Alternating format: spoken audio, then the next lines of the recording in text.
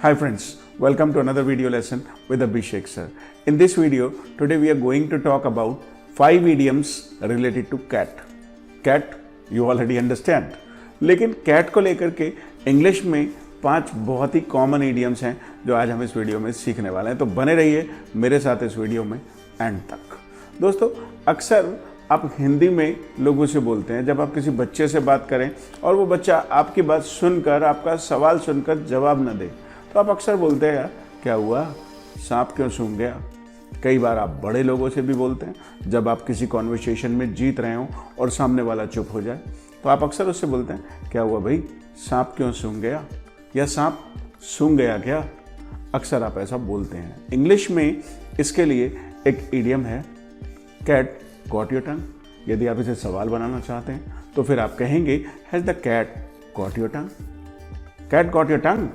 आप इसे ऐसे भी बोल सकते हैं, आपके एक्सप्रेशन से पता चल जाएगा कि आप एक सवाल पूछ रहे हैं। Cat got your tongue. जब कभी भी आपको कहना सांप सूंघ गया क्या, कैट गॉट योर टंग। या फिर आप इसे सवाल बना सकते हैं, has the cat got your टंग।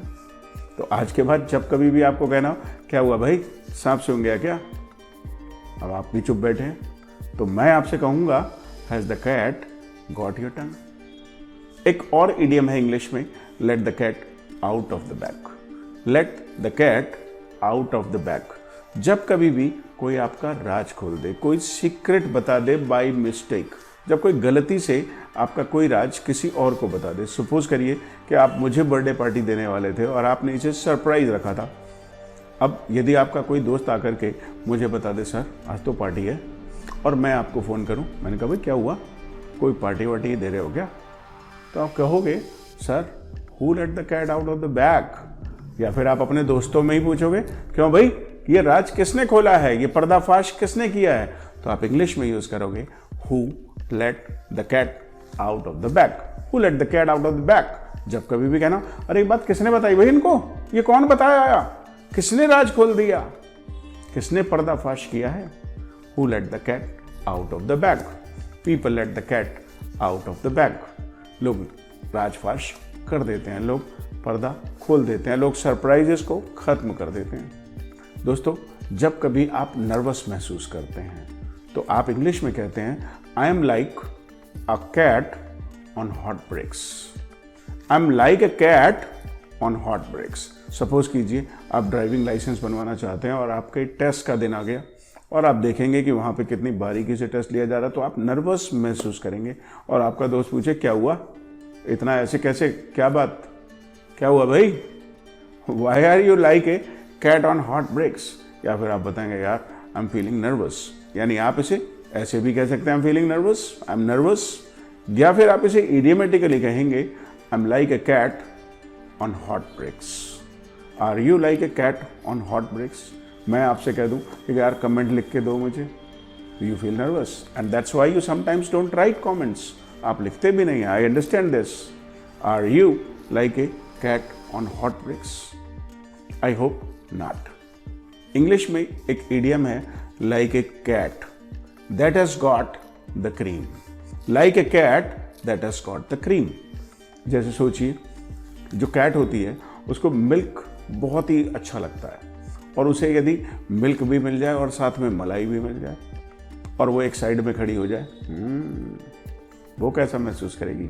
मैंने चकमा देकर मिल्क भी पी लिया और मलाई भी। Like a cat that has got the cream. तो अब कई बार ऐसा होता है कि आपने अपने 2 अड़ोसी पड़ोसियों को लड़वा दिया और जब आपने देखा कि आप सक्सेसफुल हो गए, आप साइड में खड़े खड़े मुस्कुरा रहे हैं कि आप सफल हो गए। तो you are like a cat that has got the cream. सोचो आपकी अपने भाई बहनों से लड़ाई हो गई मैगी को लेकर कि आधी तू आधी तू आधी तू, आधी नहीं, तूने ज़्यादा ले ली, तूने कम ले ली, और उसने छोड़ दिया ले सारी तू ही खा ले। अब आप मैगी तो ले गए। You are like a cat that has got the cream. I hope you understand the meaning of this. इसका मतलब आपको समझ में आ गया होगा and now you are able to use this idiom. एक और बहुत ही कॉमन इडियम है when the cat is away the mice will play. ये इडियम आमतौर पर वर्क प्लेसेस पर यूज होता है, ऑफिस में यूज होता है कि जब बॉस चले जाएं तो फिर बाकी के जो एम्प्लॉयज़ हैं वो पार्टी करते हैं, वो सेलिब्रेट करते हैं, वो ऑफिस से जल्दी जल्दी निकलना शुरू कर देते हैं, या फिर वो ऑफिस में लेट पहुंचना शुरू कर देते हैं। When the cat is away the mice will play.